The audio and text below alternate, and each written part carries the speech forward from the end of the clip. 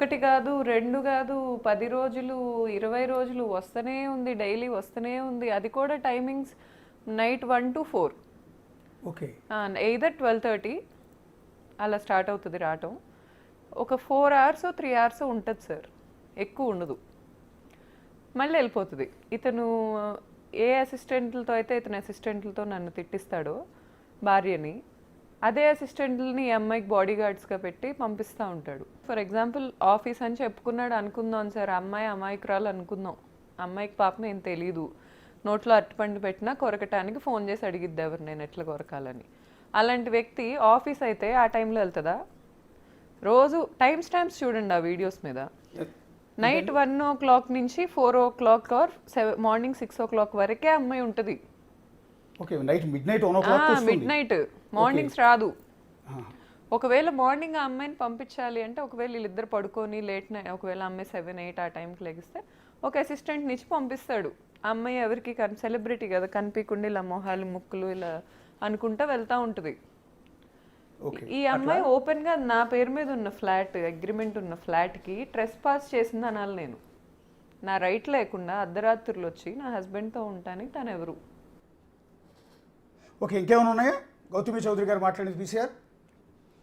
Okay, ఒకసారి play చేయండి మహేష్ గారు, అది కూడా వినండి ఒకసారి. ఒక నిమిషం ఆగండి, లేకపోతే దీని గురించి ఏమైనా చెప్తారా సార్? ఆ అమ్మాయి అది కాదని చెప్పా, వేరే అమ్మాయిని చెప్పా. కానీ అమ్మాయి అప్పుడప్పుడే కానీ పద్దక రోజు ఎందుకు వస్తారు సార్? రోజు ఎందుకు వస్తారు? రాలా. అండ్ తను వేరే వాళ్ళు కూడా ఉండేవాళ్ళు, వాళ్ళ ఫ్రెండ్స్ కూడా చిట్టపట్ట మాడుకోవటం, బాధపడకనుకోవటం, అది ఇది అనుకోవటం. మా చెఫ్ కూడా అప్పుడప్పుడు ఉండేది, మా ఇంట్లో చెఫ్. ఆమె చూసేది. ఆమెను మరి ఇప్పుడు నేను చెఫ్ అన్నాగా ఆమె డబ్బులు ఇచ్చి చెప్పిస్తే నాకు తెలియదులే, కానీ ఆమె అయితే నాకు తెలిసి అబద్ధాలు చెప్పదు. ఆ చెఫ్ కూడా ఉండేది. వాళ్ళు చెప్తారు, ఇంట్లో వర్కర్లు ఉన్నారు, వాళ్ళు చెప్తారు, ఇబ్బంది ఏం లేదు. ఇక మీరు మాట్లాడే 90 అబద్ధాలకి సమాధానం చెప్పాలంటే ఇవాళ సరిపోదు. కాదు, ఊరికే 2-3 కట్ చేశారు మన వాళ్ళు. ఒక నిమిషం. రెండోది ఆఫ్టర్ పార్టీస్ అంటారు వాటిని. పార్టీ అయిపోయాక ఆఫ్టర్ పార్టీ తెచ్చుకుంటున్నాడు అమ్మాయిని ఇంటికి. ఓకే. ఇప్పుడు ఆ అమ్మాయి అంత ఓపెన్ గా, సేమ్ కమ్యూనిటీ మనిషిని నేను, అమ్మాయిది కోనాపాలెం అంటున్నారు, మరి నిజమో కాదో, మా ఊరు దగ్గర ఒక ఊరు. ఎంత కాదనుకున్నా నేను ఒక ఇన్ఫ్లుయెన్సర్ని, నాకు ఎప్పటి నుంచో హైదరాబాద్లో సర్టెన్ కాంటాక్ట్స్ ఉన్నాయి. నా ఇంటికే అమ్మాయి అలా వచ్చిందంటే ఎంతమంది ఇళ్ళకి వెళ్తుంది అనుకోవాలి నేను ఈరోజు? రిలేషన్ ఉంది, అబ్బాయిలు అమ్మాయిలు అందరూ తేడానే అనమాట. అయితే అంతేనా? పార్టీ నేను నాకు పబ్ కల్చర్ లేదు. ఫస్ట్ ఆఫ్ ఆల్ గౌతమికి ఉంది. సార్, గౌతమి పెళ్లి కాకముందు గన్నవరంలో దొరికిపోతే మా నాన్న ఫోన్ చేశారు, ఎవరో పక్కన తాగేసి ఉంది ఒక అమ్మాయిని. ఆ అమ్మాయి తాగిద్దో లేదో, నేను తాగుతాను లేదో, ఆ అమ్మాయి బెస్ట్ ఫ్రెండ్ యూఎస్లో ఉంటుంది, యామిని కృష్ణ.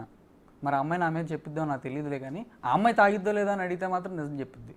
ఆ అమ్మాయి ఖచ్చితంగా తాగేసి దొరికిపోవటం అంటే ఎట్లండి గన్నవరం? మేము ఊరికే అట్లా నైట్ కాలేజ్ అయిపోయిందా, నైట్ 10 తర్వాత ఊరికే అట్లా తిరుగుతాం కదా సార్ ఫ్రెండ్స్ అన్నాక. నైట్ డ్రంక్ అండ్ డ్రైవ్లో దొరికారనే మీరు అనేది? అలా తిరిగాం. ఓకే.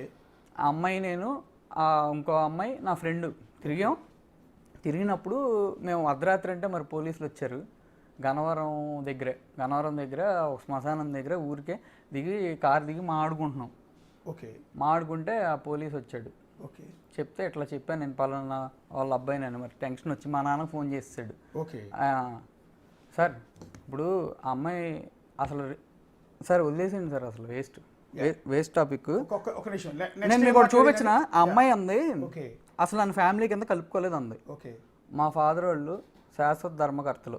మా ఫాదరును ఇంకొకళ్ళు కూడా ఉన్నారు వెంకటేశ్వర స్వామి గుడికి. ఏమని ఉంది ఇక్కడ? కాకాని బాబు అరుణ దంపతులు, కాకాని భాగ్యలక్ష్మి, బాబు అరుణ దంపతులు. ఓకే. కాకాని భాగ్యలక్ష్మి, కాకాని ధర్మ మహేష్, గౌతమి దంపతులు. ఓకే. దేవాలయం మీద వేయించారు పేర్లు. యా. ఓకే. దాసేసామా? ఇప్పటికీ ఉందా? ఈ రోజు ఎల్లండి ఉంటుంది. ఓ, ఏ టెంపుల్ అండి అది?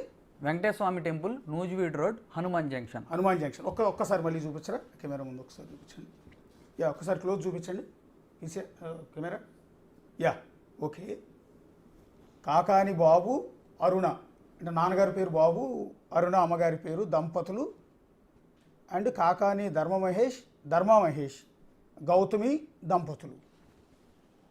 ఓకే, మళ్ళీ ఇంకొకరు ఎవరు? భాగ్యలక్ష్మి, మీ కాకాని భాగ్యలక్ష్మి సిస్టర్ అండి. ఓకే ఓకే ఓకే, మీ మొత్తం ఎంటైర్ ఫ్యామిలీ ఇంక్లూడింగ్ గౌతమి గారు. Gautami is my family.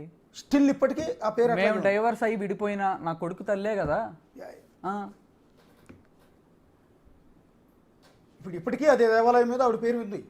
Sir మా ఫాదర్ చెప్పారు తెలుసా, మా నాన్న హీరో. ఈరోజు నా కోసం ఎవరు మాట్లాడలే, ఆయన వచ్చి మాట్లాడాడు. మాట్లాడిన తర్వాత మా నాన్న హీరో అని ఎందుకు అంటున్నానంటే, నేను కొడుకుని ఎంత అడుక్కున్నా చూపించలా. నిన్న నాకు మెసేజ్ పెట్టారు మా అత్తగారు సత్యవతి గారు, బాబు నీకు నిజంగా చూపించాలని. ఏదో ఒక మూమెంట్ వచ్చిందిగా మా నాన్న వల్ల.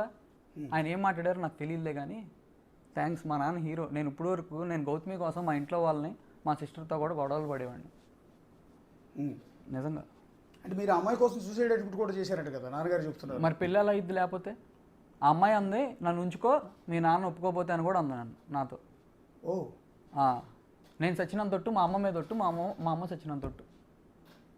ఏమో అమ్మా మాట. సరే చిన్నపిల్ల, చిన్న వయసు అంది. నేను పాయింట్అవుట్ చేయట్లే. ఏముంది సార్, ప్రతిదీ పాయింట్అవుట్ చేసుకోకూడదు సార్. నేను అడుగుతున్నది ఏంటంటే, అమ్మాయి అంటే ఎంత ఇష్టం లేకపోతే మీరు సూసైడ్ అటెంప్ట్ చేస్తారా? ఆమె కోసం స్లీపింగ్ టాబ్లెట్స్ మింగారట కదా మీ నాన్నగారు చెప్తున్నారు. మీ నాన్నగారు వద్దన్నారట కదా అసలు అమ్మాయితో పెళ్ళి.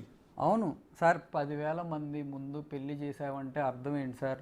దాచుకునే అమ్మాయిలను అట్లా చేసుకుంటామా? నేను మీడియాలో కూడా నాకు నా వైఫ్ కూడా ఉందని కూడా చెప్పాము మొన్న డ్రింకర్ సాయి ప్రమోషన్ అప్పుడు కూడా.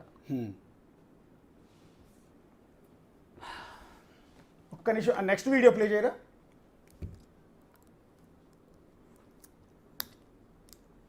నువ్వు బిడ్డను చూడటానికి వచ్చే టైం మాత్రం నీట్గా ఉండు.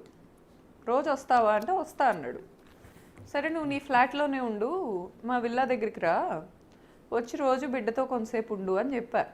వచ్చాడు. ఒక 3 నెలలో 2 నెలలో రోజు వచ్చాడు. ఆల్మోస్ట్ వచ్చేవాడు. ఆ టైంలో నేను కూడా నవ్వేదాన్ని, పలకరించేదాన్ని, ఎలా ఉన్నావు, ఆల్ గుడ్ అని విన్నారా? ఒక నిమిషం ఆపండి. బాగున్నా ఉందా? బిడ్డ కోసం వచ్చామన్నా. ఫిబ్రవరి 15 వెళ్ళా తీసుకున్నాం. ఫిబ్రవరిలోనే మూర్తి కూడా వచ్చాడు.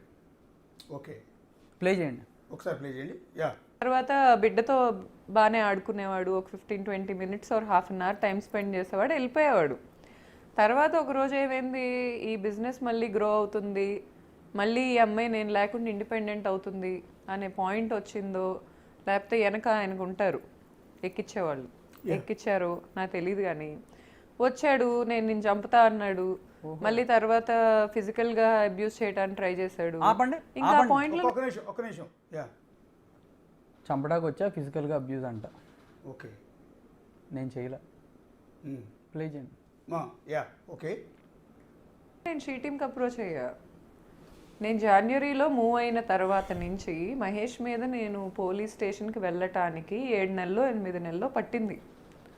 ఆ టైంలో నేను వెళ్ళలేక కాదు. షీ టీమ్కి వెళ్ళింది. షీ టీం వాళ్ళు నన్ను పిలిచారు.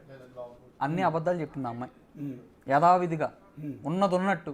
ఈరోజు నేను ఎలా అయితే అన్నీ ఒప్పుకున్నానో, అది నేను చేసిన మిస్టేక్ ఏమైనా ఉన్నా లేదు, జరిగినట్టు చెప్పింది నేను. ఆమె గౌతమి గారు అంది.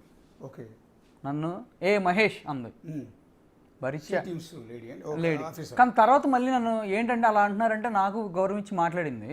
ఓకే, నేను జిస్మత్తో ఏం సంబంధం లేదని రాయాలంట. జిస్మత్తో మీకేం సంబంధం లేదని. ఓకే సార్, నాకు నిజంగా జిస్మత్ బ్రాండ్ మీద, డబ్బు మీద నాకు అంతా ఉంటే నా కొడుకు ఇవ్వటానికి నేను ఎందుకు ఒప్పుకుంటా? మీ ముందు ఒప్పుకున్నా, వాయిస్ రికార్డింగ్లో పోలీసుల ముందు ఒప్పుకున్నా, పెద్ద మనిషికి చెప్పా, ఏం చేయాలి ఇంకా? ఇంకో బయట ప్లే చేయండి. లాస్ట్ది అబ్యూజ్ అంటుంది. కాదు, ఫిజికల్ అబ్యూజ్ చేశారు అని అంటున్నారు ఆవిడ. లేకపోతే షీ టీమ్కి ఎట్లా? నేను ఆ రోజు వీడియో ఉంది, నా ఫోన్ ట్రాక్ చేస్తారని ఆఫ్లో పెట్టుకుని ఉంచా. దానికి మా వర్కర్లందరికీ భయపడిపోయాడు, పరారు అయిపోయాడు అని కూడా ప్రచారం చేసింది. ఆ పాలిటిక్స్ మామూలుగా ఉండవులే. ఓకే, ఆ ఫోన్లో ఉంది వీడియో. నేను వెళ్ళేప్పుడు ఇస్తా, తర్వాత ప్లే చేస్తే చేయండి. నేను వెళ్ళినప్పటి నుంచి తీసా, నాకు తెలుసు. అప్పటికి డౌట్ వచ్చింది. వెళ్ళినప్పటి నుంచి ఏమండి ఇది మా ఇల్లు, నేను రేపు నన్ను ఇలా అంటారు. సీసీ కెమెరా ఫుటేజ్ కూడా అమ్మాయి ఆవిడకి ఆ సిటీ మాకు చెప్పా. నేను డోర్ అన్నా హార్ష్గా కొట్టిస్తే వాళ్ళ నాన్నగారు కూడా చెప్పారు ఏం చేయలేదండి అన్న. వాళ్ళు భలే సాక్ష్యాలు ఇస్తున్నారు మీరు, థ్యాంక్స్. డోర్ కూడా కొట్ల హార్ష్గా, నేను వెళ్ళి అన్ని చేసేస్తాను. ఓకే, డోర్లు వేసుకుని లోపల కూర్చుని ఓకే మెసేజ్ పెట్టా మా అత్తగారికి. అప్పుడు కూడా ఏమండి ఆ అబ్బాయి చెప్పాడు ఇలా జరుగుతుంది కదా, నాకు ఒకసారి నా కొడుకుని చూపిస్తే వెళ్ళిపోతాను అని చెప్పా. 10ంటికి వచ్చాను అన్నారు. అది ఓకే. ఒక్కసారి ప్లే చేయండి కంటిన్యూగా. నాకు యాక్సెస్ లేక కాదు, కేవలం అతను మారుతాడు. ఒకవేళ డివోర్స్ ఇచ్చినా నీట్గా ఇస్తాడు. జనవరిలో బాగానే తెగదెంపులు చేసుకున్నాం సార్ మేము కూర్చొని, అతనికి చెందేది అతనికి, నాకు చెందేది నాకు, యాలిమోని ఇవేం కాదు. వాస్తవంగా మేము పెట్టుకున్న వాటికి ఎవరికి ఎంత చెల్లుద్ది, మేము ఇద్దరం కలిసి స్టార్ట్ చేసుకున్న లైఫ్ కదా, మేము ఇద్దరం బిజినెస్లో కూడా రిలేటెడ్, ఎంత చెల్లిద్ది అనేది నీతిమంతుడిలాగా నీట్గా మాట్లాడాడు, డిసైడ్ చేశాడు, వెళ్ళిపోయాడు. తర్వాత బ్యాక్ ఎండ్ ఇతన్ని చెడగొట్టారు. Sir okay. ఒక నిమిషం సార్. సార్ ఆ అమ్మాయి మార్కెటింగ్ చేసింది సార్ జిస్మత్కి. ఓకే, మీ వల్ల ఇప్పుడు ఈ ఛానల్ ఫుల్ రెప్యుటేషన్ వస్తుంది. మీరు వర్క్ చేస్తున్నారు, ఛానల్ మీరు ఓనరు వేరే వాళ్ళ? ఓనర్ వేరే ఉంటారు కదండి. అలాగే నేను ఎంప్లాయీనే కదా. అలాగే నేను ఒకటి చచ్చాను ఓనర్ని. అండ్ మార్కెటింగ్కి ప్రతి నెల నా దగ్గర బ్యాంక్ స్టేట్మెంట్ ఉంది, ఆ అమ్మాయికి డబ్బులు కొట్టా. మార్కెటింగ్ డబ్బులు వేసా. ఆ అమ్మాయి బ్యాంక్లో జాబ్ చేస్తే నువ్వు జిస్మత్కి రా, మార్కెటింగ్ చేయి, ఏ మాట కామాట బాగా చేసిద్ది మార్కెటింగ్. సో నేను అండ్ ఇంకో వాయిస్ కాల్ కూడా ఉంది, 57 లక్షలు మార్కెటింగ్ ఇచ్చానన్నా లేకపోతే ఆ అమ్మాయికి వైఫ్ కింద ఇచ్చానన్నా అని అంటున్నారు. మార్కెటింగ్ ఇచ్చినప్పుడైతే షేర్ ఎట్లా ఉంటుంది? పేమెంట్ తీసుకుంటే షేర్ ఎట్లా ఉంటుంది? జిస్మత్లో పేమెంట్ పక్కన పడేసి వర్క్ చేయాలి, అప్పుడు షేర్ అడగాలి. నా వైఫ్ అంటావా మొత్తం నీదే, నా వైఫ్ కాదంటావా నా కొడుకుది, నాదని నాకు అవసరంలా. నేను కష్టపడ్డాను పొద్దుంచి రాత్రి వరకు, సంవత్సరాల పాటు కష్టపడి దాన్ని నిలిపాను, బిజినెస్ని డెవలప్ చేశాను సార్. మీరు నాది లాక్కునే ప్రయత్నం వచ్చినప్పుడే ఆ అమ్మాయి నోటితో జిస్మత్ నేను పెట్టాను మీకు చూపించాగా సార్, ఎందుకు సార్ మళ్ళీ అదే? ఆ అమ్మాయి నోటి మాటగా అది. యూట్యూబ్లో ఉంది లింక్ కూడా. ఓకే, యూట్యూబ్లో ఉంది వేరే ఛానల్లో. ఓకే, ఒక్కొక్కరి కంటిన్యూ. ఇంకా ఉన్నాయా పిసిఆర్? ఒకసారి ప్లే చేయండి, అదొక ఫైనల్ ప్లే చేయండి. ఇవ్వాలి, ఇవ్వకపోతే ఏం చేసిద్ది, మనకు ఆ మినిస్టర్ తెలుసు, మనకు వాళ్ళు తెలుసు, వీళ్ళు తెలుసు, ఒక ఆడది ఏం చేసిద్ది అనే పాయింట్లోనే నన్ను ఫిజికల్గా, మెంటల్గా, ఫైనాన్షియల్గా అన్ని విధాలుగా ఎక్స్ప్లాయిట్ చేస్తూ ఇప్పటికీ చేస్తున్నాడు ఫైనాన్షియల్ ఎక్స్ప్లాయిటేషన్.